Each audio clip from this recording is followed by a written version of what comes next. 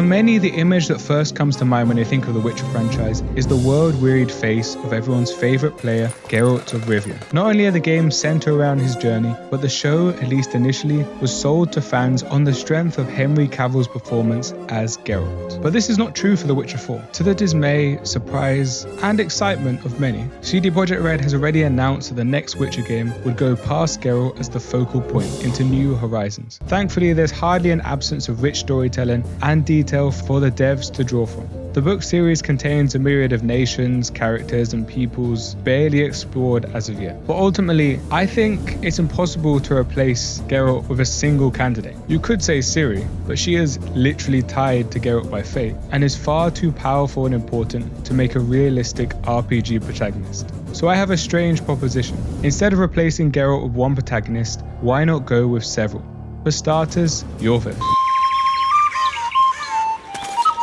But before I explain why, remember to like, subscribe, and leave a comment if you're enjoying the video. Every game has its rules, and this is YouTube's. Anyway, back to the video. Despite being a fan favourite and towering antagonist / protagonist depending on your choices, Iorveth is completely absent from the third game, and is only referenced in a brief, difficult to decipher conversation in the camp that's about as useful as teenage gossip. And yet he's an iconic character and someone at the heart of the political conflicts and social strife from the northern kingdoms to Nilfgaard itself. And I believe this makes him the perfect candidate to carry the load of a post-Geralt universe. His absence from the game most people identify with Geralt means that for the majority of players, all the stories constructed around him will feel distinctly new and completely unintertwined with Geralt. And yet, due to his importance established in previous games, their scope and grandeur could equal Geralt's. But more interestingly, there's another element that following Iorveth could add to the story of The Witcher: an exploration of discrimination. You might be thinking, Geralt is already treated purely. They say Witcher's still youngin'. Yes, but he's still human. People don't intrinsically hate the sight of him. They treat him differently because they're scared of what he could do to them. Witchers are stereotyped to essentially psychopathic because of their mutations.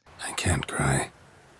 Don't know how. And so in the games we see examples of this prejudice eroding after Geralt commits a selfless act. But it wouldn't be so easy for an elf. Elves in The Witcher 3 are systematically ghettoized and isolated from the lowly village to the grandest castles, just for being elves. And Iorveth will be the perfect vessel to explore this hatred, partly because he's an elf, but also because he's not a very sympathetic one. You see, throughout his life, Iorveth responded to the oppression of his environment with vengeful violence. He's no Martin Luther King trying to build bridges and bring together communities. He is a vengeful martyr. The Temerian Special Forces, created by Foltest to combat the Scoia'tael after the First War with Nilfgaard. Veterans, professionals, the best of the best.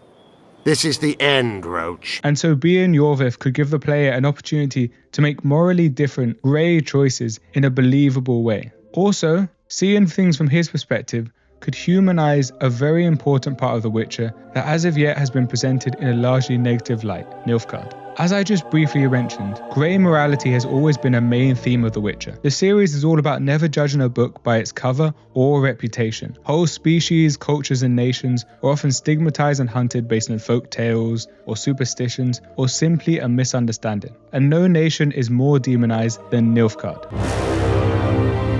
So far, Nilfgaard has largely been presented as a de facto Roman Empire, elitist, brutal and uncompromising in its expansion. But just like the Romans and most other empires throughout history, there's another side to Nilfgaard that we haven't seen much of, a side that could add a little bit of white into the mix. It's tolerance. Empires, despite what their conquering reputation might suggest, were usually far more tolerant than smaller states. For a simple reason that they were forced to tolerate a degree of diversity that smaller units weren't. See, back in the day, before we had modern technology or education to tie us together in a neat package, culture was heavily localized to an extent that we could barely imagine. And without handy surveillance technologies and fun summer camps, empires had to find a way to collaborate with these diverse communities to extract their resources while ensuring they weren't too empowered at the same time. In other words, the classic carrot and stick. The stick was, well, and the carrot, tolerance. As they expanded, the leaderships of these new communities will be incorporated into the new states with a higher degree of autonomy to manage the brainwashing of their local communities. Think of the Islamic empires of medieval Europe versus the small, largely intolerant Christian states, or the Ottoman Empire versus the modern nation states of the Middle East. Under the Ottomans, Jews and Christians were allowed to operate their own legal system, whereas in the smaller states of Christian Europe, well, let's say minorities weren't appreciated.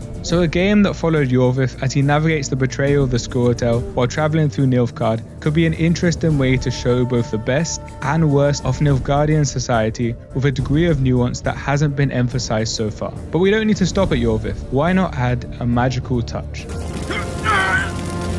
Triss is my main candidate in this regard because she's, well, to put it lightly, a complicated one. Highly loyal and trustworthy on the one hand, manipulative and self-interested on the other. It was me. In some sense, yes.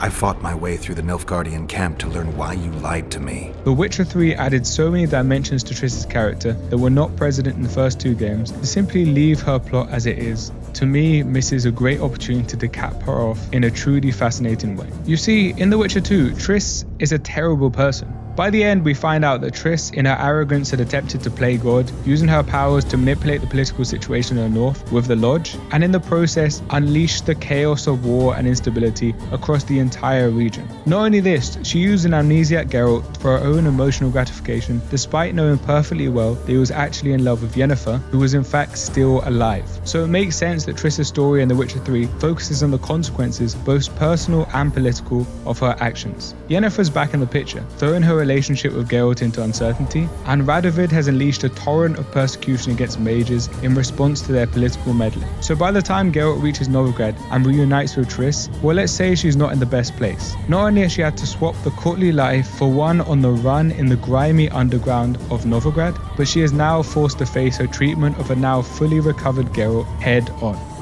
Lovers will jump into the abyss for one another. Suits my needs perfectly. Information's out of date. We are not. This forces her to reflect on how she treated others who were vulnerable and evolve in ways that would not have been possible prior. In The Witcher 3, we see the beginning of this evolution. Triss is forced to reflect on her selfishness, admit to mistakes, and become a true leader for her community. One that helps others rather than simply treating them like a pawn on a chessboard. But I believe that this arc has so much more potential, especially for role-playing. The player could decide whether she continues to evolve or chooses revenge, and lets her delusional grandiosity burn those around her. Like and subscribe if you enjoyed the video, and if you didn't, I'd appreciate some constructive criticism. Emphasis on the constructive.